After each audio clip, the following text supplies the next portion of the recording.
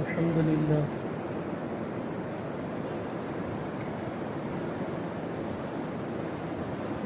الحمد لله وكفى وسلام على عباده الذين اصطفى أما بعد أعوذ بالله من الشيطان الرجيم بسم الله الرحمن الرحيم وَلَنَبْلُوَنَّكُمْ بِشَيْءٍ مِّنَ الْخَوْفِ وَالْجُوعِ وَنَقْصٍ مِّنَ الْأَمْوَالِ وَالْأَنفُسِ وَالثَّمَرَاتِ وَبَشِّرِ الصَّابِرِينَ الَّذِينَ إِذَا أَصَابَتْهُم مُّصِيبَةٌ قَالُوا إِنَّا لِلَّهِ وَإِنَّا إِلَيْهِ راجعون أُولَئِكَ عَلَيْهِمْ صَلَوَاتٌ مِّن رَّبِّهِمْ وَرَحْمَةٌ وَأُولَئِكَ هُمُ الْمُهْتَدُونَ صدق اللہ مولانا العظیم۔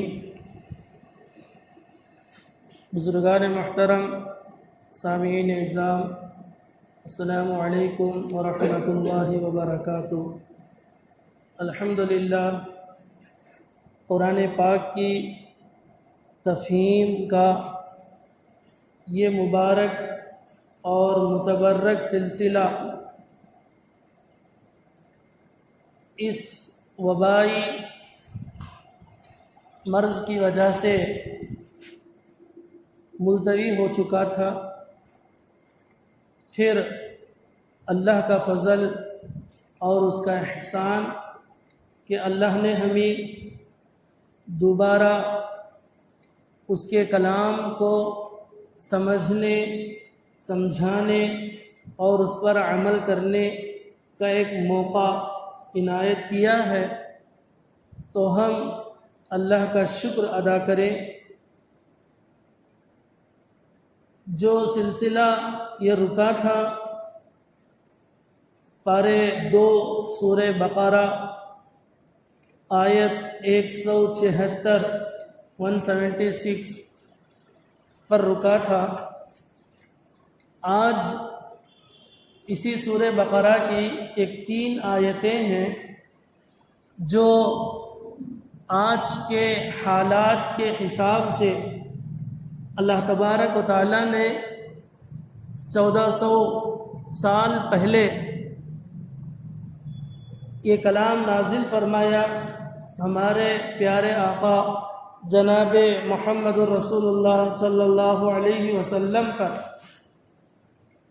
فرمایا وَلَنَبْلُوَنَّكُمْ بِشَيْءٍ مِّنَ الْخَوْفِ وَالْجُوعِ وَنَقْصٍ مِّنَ الْأَمْوَالِ وَالْأَنفُسِ وَالثَّمَرَاتِ، ہم تمہارا امتحان کریں گے۔ اللہ فرماتے ہیں ہم انسانوں سے کہ ہم تمہارا امتحان کریں گے بِشَيْءٍ مِّنَ الْخَوْفِ، کسی قدر ڈر سے، والجوع فاقے سے، ونقص من الاموال مال کی کمی سے، والانفس جان کی کمی سے، والثمرات اور پھلوں کی کمی سے، وبشر الصابرین، ان مواقع پر جو انسان صبر کرتے ہیں اللہ خوشخبری سناتے ہیں ایسے صبر کرنے والوں کو۔ اور جب ڈر یا نقص، فاقہ، مال کی کمی یا جان کی کمی یا کوئی اور چیز جو انسان کے دل کو تکلیف دے پہنچتی ہے، اس پر انسان صبر کرتا ہے۔ اور اس وقت میں جب کوئی تکلیف، کوئی ایک پریشانی جب انسان پر آتی ہے تو اس وقت انسان کو کیا کرنا چاہیے؟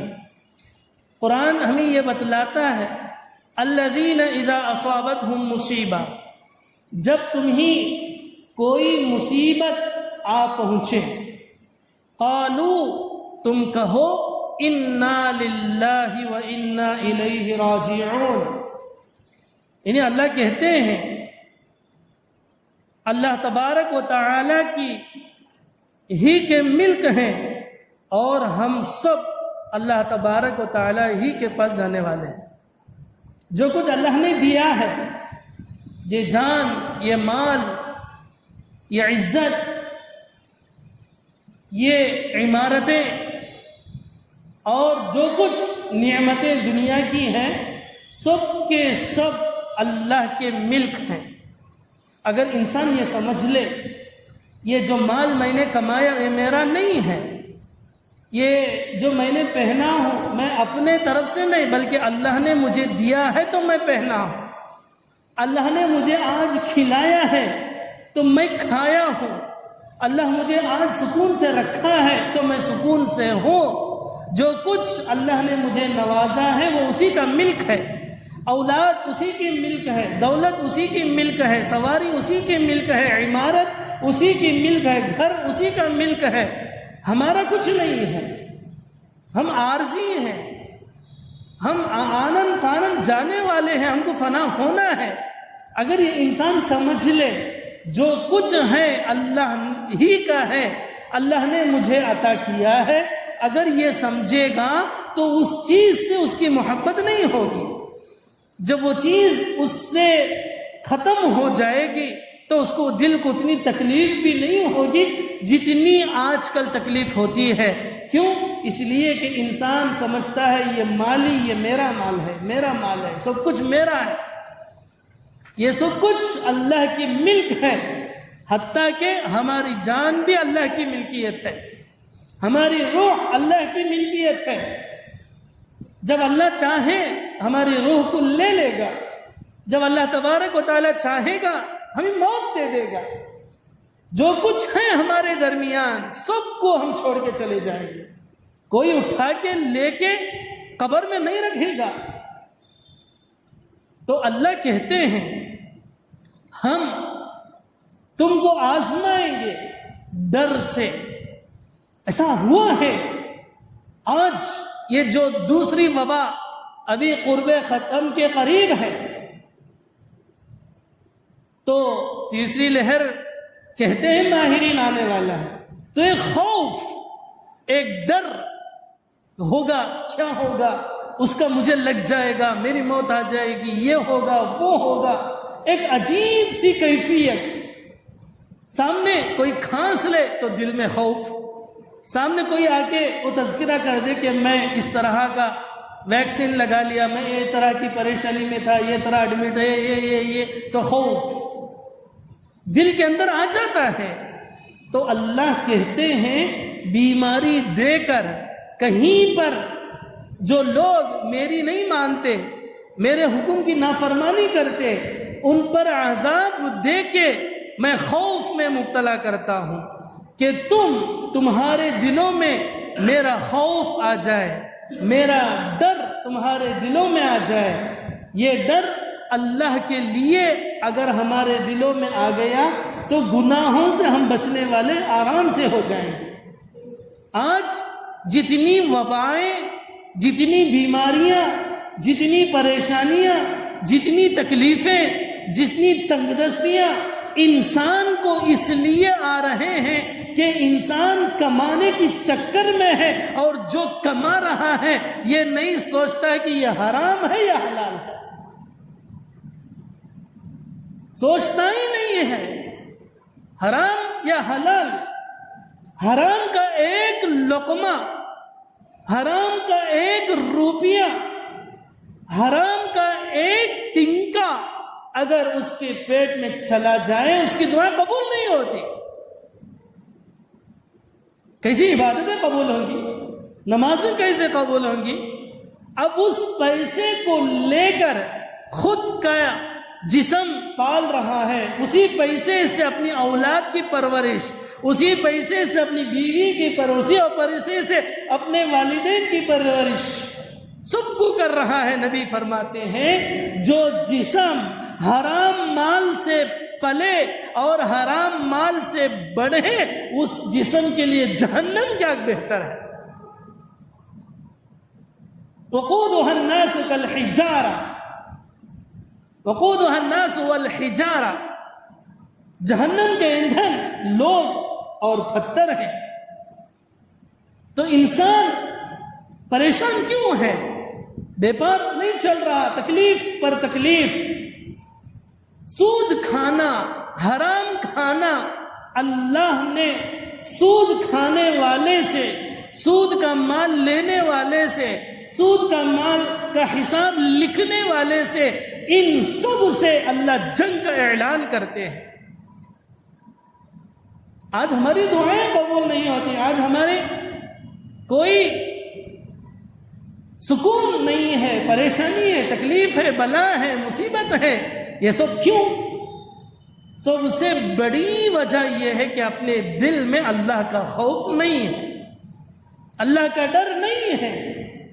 اگر اللہ کا ڈر ہوتا کہ مجھے ایک ذات دیکھ رہی ہے، وہ ذات جنگ کا اعلان کر رہی ہے، وہ ذات مجھ سے یہ کہہ رہی ہے کہ سود مت کھاؤ، حرام مت کھاؤ، اللہ کا ڈر اپنے دل میں ہم کو لانا ہے۔ اور جو ڈر ہے، جو وبا ہے، جو کچھ بھی چیزیں ہیں، جس کے دل میں اللہ کا ڈر آ جاتا ہے، ساری مخلوق اس سے ڈرنے والی ہو جاتی ہے۔ جس کے دل میں اللہ کا ڈر نہیں ہوتا، وہ ساری مخلوق سے ڈرنے والا ہو جاتا ہے۔ اس کے دل میں اللہ سب کے ڈر اس کے دل میں ڈال دیتے ہیں، سب کو دیکھ کے وہ ڈرنے لگتا ہے۔ تو ہم کو اللہ کا خوف، اللہ کی خشیت، اللہ کی رضا اپنے دل میں ہم کو لانی ہے۔ یہ سب کچھ آنے کے بعد اگر تنگ دستی، فاقہ، پریشانی ہمیں آ رہی ہے، کوئی تکلیف ہمیں آ رہی ہے، تو اس تکلیف پر صبر کر کے انا للہ و انا الیہ راجعون اگر ہم پڑھیں گے تو اللہ کی ذات سے امید ہے کہ اللہ تبارک و تعالی تیسری آیت میں فرماتے ہیں اولئک علیہم صلوات من ربہم ورحمہ واولئک هم المہتدون۔ ایسے صبر کرنے والوں کو اللہ تین چیزوں سے نوازتے ہیں۔ پہلی چیز یہ ہے اللہ تبارک و تعالی ان پر خاص عنایتیں نازل فرماتے ہیں، جیسے کہ بخار ہمیشہ کے لیے نہیں آتا ہے، اور کوئی تکلیف آتی ہے تو وقتی طور پر آتی ہے، پھر وہ تکلیف ختم ہو جاتی ہے، اس کے بعد آسانی ہے، کیونکہ قرآن کی آیت کہہ رہی ہے ان مع العسر یسرا، ان مع العسر یسرا، تنگی ہے تو تنگی کے بعد آسانی ہے، مشقت ہے تو مشقت کے بعد سہولت ہے۔ سورہ الم نشرح میں، سورۃ الانشراح میں اللہ نے کہا ان مع العسر یسرا، تنگی ہے تو اس کے بعد ضرور آسانی ہے، لیکن صبر ضروری ہے، اللہ سے مانگنا ہے، اللہ تبارک و تعالیٰ سے ہر چیز کو سوال کرنا ہے، اللہ تبارک و تعالیٰ سے ہر چیز کو حاصل کرنا ہے۔ تنگی پر اللہ سے مانگا تو اللہ کہتے ہیں اولئک علیہم صلوات من ربہم، اپنے ان کے رب کے طرف سے ان پر نوازشیں ہوں گی، ان پر عنایتیں ہوں گی، جو وہ کمائیں گے اس میں برکتیں اللہ نازل کریں گے، جو وہ کمائیں گے اللہ تبارک و تعالیٰ اس میں خاص قسم کی برکت اللہ عطا فرمائیں گے، ورحمہ، اور اللہ تبارک و تعالیٰ کی رحمت ایسے لوگوں کو ہوگی جن پر اللہ رحم کرے وہ تکلیف کا شکار نہیں ہوگا، جس پر اللہ رحم کرے وہ مصیبت کا شکار نہیں ہوگا، جس پر اللہ رحم کرے وہ بیماریوں کا شکار نہیں ہوگا، جس پر اللہ رحم کرے وہ واویلا کرتے نہیں پھرے گا۔ پھر اس کے بعد اللہ کہتے ہیں وَأُولَئِكَ هُمُ الْمُهْتَدُونَ، کہ ایسے لوگوں کو اللہ تبارک و تعالی نیک کام کرنے کی ہدایت، توفیق عطا فرماتے ہیں۔ لا حول ولا قوت الا باللہ، نیک کام کرنے کی قوت ہمارے پاس نہیں ہے، برائی سے بچنے کی طاقت ہمارے پاس نہیں ہے۔ اگر اللہ قوت دے، نیک کام کرنے کی توفیق دے، نیک کام کرنے کی ہدایت دے تو وہ کرے گا، آج مغرب کے اللہ نے ہمیں ہدایت دی تو ہم نے پڑھی ہے، یہ کمال ہمارا نہیں ہے، اللہ نے 100 بندوں میں سے چھان کر اللہ نے ہمیں مسجد کو لے آیا ہے۔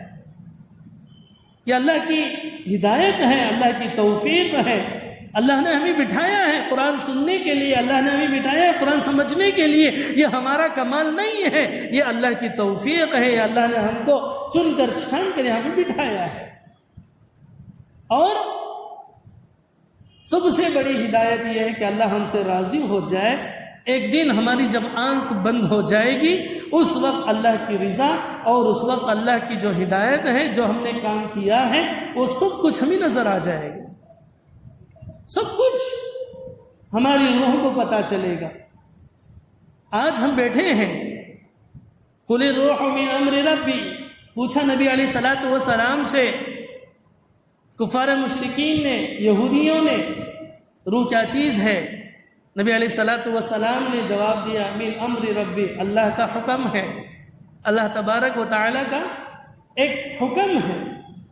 یہ حکم انسان کی زندگی کا خاتمہ جب ہوتا ہے تو اس جسم سے روح کا کنیکشن کٹ ہو جاتا ہے۔ جب انسان کو قبر میں رکھ دیا جاتا ہے تو پھر اس روح کو اللہ تبارک و تعالی اس انسان کے جسم میں لاتے ہیں، لیکن جسم کی شکل دوسری ہوتی ہے اور اس کی کیفیت الگ ہوتی ہے، اور وہاں کی جو زندگی ہے وہ لامحدود زندگی ہے، خالدین فیہا ابدا۔ اللہ نے کہا خالدین فیہا ابدا، ہمیشہ ہمیشہ کی زندگی، 60 سال کی، 70 سال کی، 80 کی، 100 کی، 1000 کی نہیں، ہمیشہ ہمیشہ کی زندگی۔ اب ویسی زندگی اللہ اسے قبر میں پھر لوٹاتے ہیں تو پہلا سوال ہی اللہ کا ہوتا ہے کہ من ربک، تیرا رب کون ہے؟ جو بندہ دنیا میں اللہ کے حکم پر چلتا تھا، اللہ کی مرضی پر چلتا تھا، اللہ تبارک و تعالیٰ کو راضی کرتے ہوئے اپنی زندگی گزارتا تھا، تو فوراً کہے گا کہ میرا رب اللہ ہے، فوراً کہہ دے گا۔ اگر اللہ کی نافرمانی میں پوری زندگی گزارتے ہوئے صبح سے لے کر رات تک، رات سے صبح تک رٹے میرا رب اللہ ہے، میرا رب اللہ ہے، میرا رب اللہ ہے، جب موت آ جائے اس کے بعد اس کے کلمے زبان سے نہیں نکلیں گے، کیوں؟ اس لیے کہ اس کی زندگی نافرمانی میں گزری۔ کوسٹن اللہ کیا سوال کریں گے، یہ سب کچھ نبی علیہ الصلوۃ والسلام نے بتلا دیا۔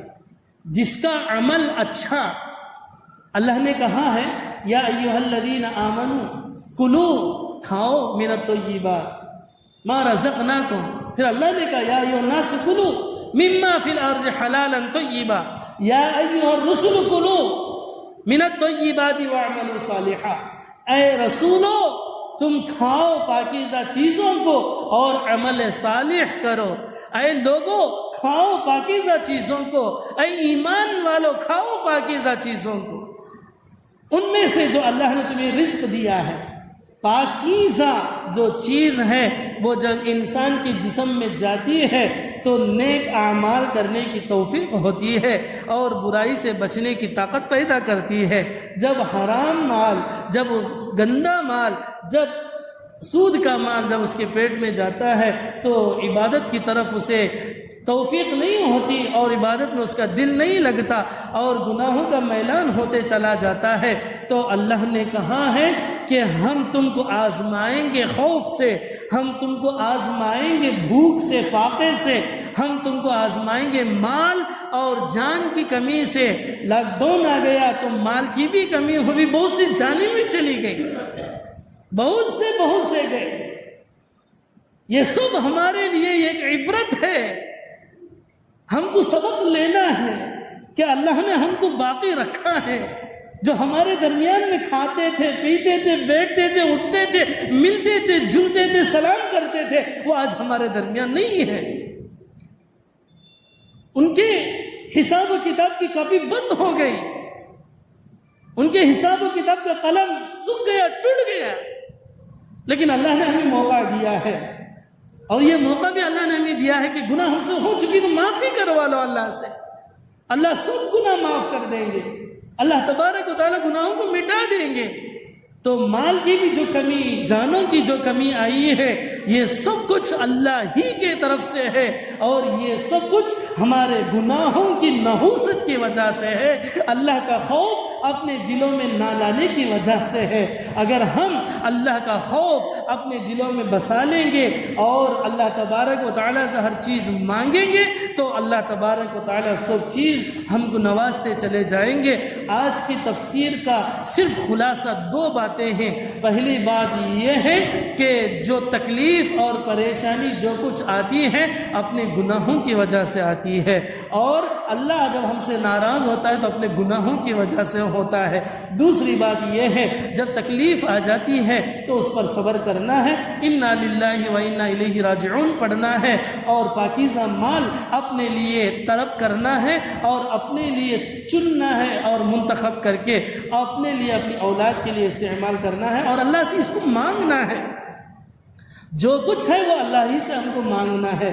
اگر یہ دو کام ہم کر لیں، اللہ کو راضی کر لیں، اس کا خوف اپنے دلوں میں لے آئیں، اور یہ سب کچھ جو بھی وبا ہے اس پر صبر کریں، تو انشاءاللہ ثم انشاءاللہ اللہ ہم سے راضی ہوں گے اور ہماری زندگیاں آسان کر دیں گے، اور زندگی کے بعد جو لامحدود زندگی ہے اس میں ہم کو سکون عافیت اللہ نصیب فرمائیں گے۔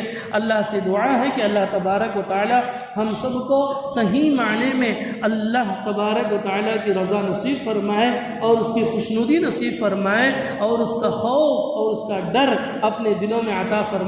وآخر دعوانا ان الحمد للہ رب العالمین۔ اللهم صل على سيدنا محمد وعلى آل سيدنا محمد وبارك وسلم۔ ربنا ظلمنا أنفسنا وإن لم تغفر لنا وترحمنا لنكونن من الخاسرين۔ اللهم إنا نسألك الهدى والتقى والعفاف والغنى، اللهم إنا نسألك الصحة والعفة والأمانة وحسن الخلق والرضا بالقدر۔ الہ العالمین، ہم سب کو اے اللہ اپنے فضل سے معاف فرما۔ اے اللہ تیرے پاک کلام کی برکت سے اے اللہ ہمارے بیٹھنے کو قبول فرما، اے اللہ ہمارے سننے کو قبول فرما، اے اللہ ہمیں عمل صالح کی توفیق نصیب فرما، اے اللہ ہمیں عمل صالح کی توفیق نصیب فرما۔ اے اللہ تیرے پاک کلام کی برکت سے اے اللہ دن دگنی رات چگنی ترقی نصیب فرما۔ اے اللہ تیرے پاک کلام کی برکت سے جو بیمار ہیں انہیں صحت کاملہ عاجلہ مستمرہ دائمہ نصیب فرما۔ اے اللہ تیرے پاک کلام کی برکت سے جو پریشان ہیں اللہ ان کی پریشانیوں کو دور فرما۔ اے اللہ تیرے پاک کلام کی برکت سے اے اللہ دشمنوں کی دشمنی سے حفاظت فرما، اے اللہ جادوگروں کی جادوگری سے حفاظت فرما، اے اللہ دھوکہ دینے والوں کی دھوکہ دہی سے ہمارے سب کی حفاظت فرما۔ اے اللہ تیرے پاک کلام کی برکت سے اے اللہ حسد کرنے والوں کی حسد سے ہم سب کی حفاظت فرما۔ اے اللہ تیرے پاک کلام کی برکت سے اے اللہ ہماری تجارتوں میں خوب ترقی نصیب فرما، اے اللہ خوب برکتیں نصیب فرما۔ اے اللہ جو کمائی اے اللہ جو مزدوری ہمیں آ رہی ہے اے اللہ اس میں خوب خیر و برکت نصیب فرما، اے اللہ خوب خیر و برکت نصیب فرما۔ اے اللہ اس مال کو اے اللہ ضائع ہونے سے ہماری حفاظت فرما۔ اے اللہ تیری محبت نصیب فرما، اے اللہ تیرے رسول کی محبت ہمیں نصیب فرما، اے اللہ تیری خوشنودی ہمیں نصیب فرما۔ اے اللہ جو حضرات دعا کے لیے کہیں ہیں یا متوقع ہیں یا جن کا حق ہم پر ہے اے اللہ ان سب کے جائز مقاصد کو قبول فرما، جائز ارادوں کو قبول فرما۔ اے اللہ مجمع میں جتنے بیٹھے ہوئے ہیں اے اللہ سب کے اے اللہ دلوں میں جو جائز آرزویں تمنائیں امیدیں اے اللہ لیے بیٹھے ان سب کو اے اللہ اپنے فضل سے پورے فرما، اے اللہ اپنے فضل سے مکمل فرما۔ اے اللہ دشمنوں کی دشمنی سے ماکرین کے مکر سے اے اللہ ہم سب کی حفاظت فرما۔ اس دعا کو حضور اکرم صلی اللہ علیہ وسلم کے صدقے طفیل میں قبول فرما۔ صلی اللہ تعالی علی خیر خلقہ محمد وعلی آلہ واصحابہ اجمعین والحمد للہ رب العالمین۔